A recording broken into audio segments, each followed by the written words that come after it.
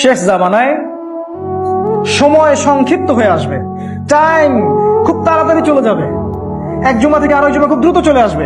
তিনি বলছেন 1 বছর চলে যাবে একটা মাসের মতো, একটা মাস চলে যাবে একটা সপ্তাহের মতো, একটা সপ্তাহ চলে যাবে একটা দিনের মতো, আর একটা দিন চলে যাবে একটা ঘন্টার মতো।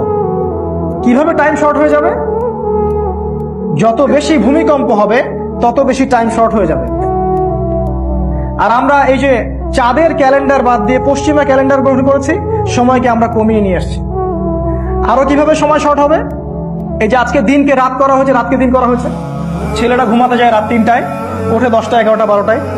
ওদের জন্য দিন হচ্ছে 6 ঘন্টা। আর আজকে থেকে আমাদের বাপদাদারা যারা ছিলেন তারা সেই ভোর 4টায় উঠতেন এবং রাতের বেলা তাড়াতাড়ি ঘুমাতেন। তাদের কাছে দিনটা অনেক লম্বা ছিল, তারা অনেক কাজ করতে পারতেন, তাই না?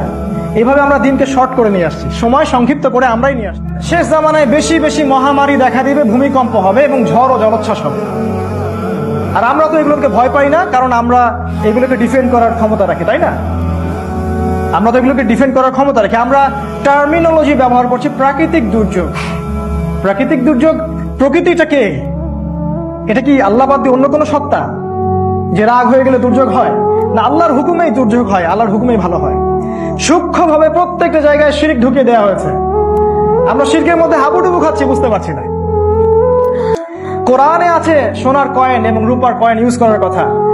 ওয়ার্ল্ড ব্যাংক এবং IMF সোনার কয়েন রূপার কয়েন ব্যান করে দিয়েছে, ব্যবহার করতে পারবে না। তারা আল্লাহর হালালকে হারাম করে দিয়েছে। আর আল্লাহর হালালকে যে হারাম করে, এটা শিরক। শিরক।